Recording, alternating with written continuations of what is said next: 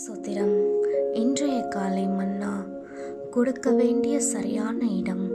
உங்கள் தேவனாகிய கர்த்தர் தெரிந்து கொள்ளும் ஸ்தானத்தில் அங்கே உங்கள் தசம பாகங்களை கொண்டு வர வேண்டும். உபாகமும் 12:5-6. தசம பாகம் கொடுத்த முதல் மனிதன் ஆபிரகாம் ஆவான். இந்த சத்தியத்தை ஒருவரும் அவனுக்கு போதிக்கவில்லை. மகிமையின் தேவன் அவனுக்கு தரிசனமான போது கொடுப்பதில் உள்ள கிருபையையும் மகிமையையும் பற்றி அவன் அறிந்து கொண்டான் என்பது வெளிப்படை. ஆதியாகமம் 14:18-20. உன்னதமான தேவனுடைய ஆசாரியனாகிய மெல்கிசேதேக்குக்கு ஆபிரகாம் தசமபாகம் கொடுத்தான். நாமும் கூட மெல்கிசேதேக்குக்கு, அதாவது மெல்கிசேதேக்கின் முறைமையின்படி தங்களை பிரதிஷ்டை பண்ணிக்கொண்ட ஆசாரியர்களாகிய தேவ ஊழியர்களிடத்தில் தசமபாகம் கொடுக்க வேண்டும். இவனது பிரதிஷ்டையை குறித்து இவன் தகப்பனும் தாயும் வம்ச வரலாறும் இல்லாதவன். எபிரேயர் 7:3 என நாம் வாசிக்கிறோம். கர்த்தராகிய இயேசு தம்முடைய சீஷர்களுக்கு இந்த பிரதிஷ்டையை கற்றுக் கொடுத்தார். யாதொருவன் என்னிடத்தில் வந்து தன் தகப்பனையும் தாயையும் மனைவியையும் பிள்ளைகளையும் சகோதரரையும் சகோதரிகளையும் தன் ஜீவனையும் வெறுக்காவிட்டால் எனக்கு சீஷனாய் இருக்க மாட்டான். லூக்கா 14:26. இவ்விதமாக தங்களை பிரதிஷ்டை பண்ணி கொள்ளாதவர்கள் வேத வாக்கியத்தின் அடிப்படையில் தசம பாகத்தை பெற்றுக்கொள்ள தகுதியற்றவர்கள் ஆவர். ஆபிரகாம் மெல்கிசேதேக்குக்கு தசமபாகம் கொடுக்கும் முன் மெல்கிசேதேக்கு ஆபிரகாமுக்கு அப்பமும் திராட்சரசமும் கொடுத்தான்.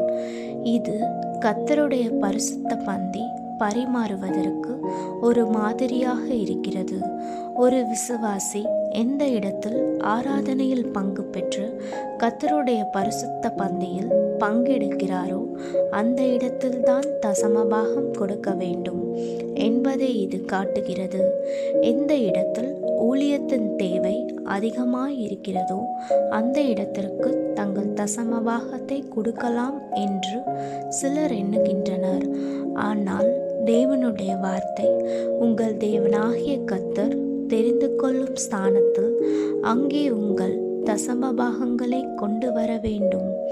உபாகமும் 12:5-6 என்று கூறுகிறது. தசமபாகம் கொடுப்பதற்கு முன்னே ஆபிரகாம் ஆசீர்வதிக்கப்பட்டான். உன் சத்துருக்களை உன் கையில் ஒப்பு கொடுத்த உன்னதமான தேவனுக்கு ஸ்தோத்திரம் என்று சொன்னான்.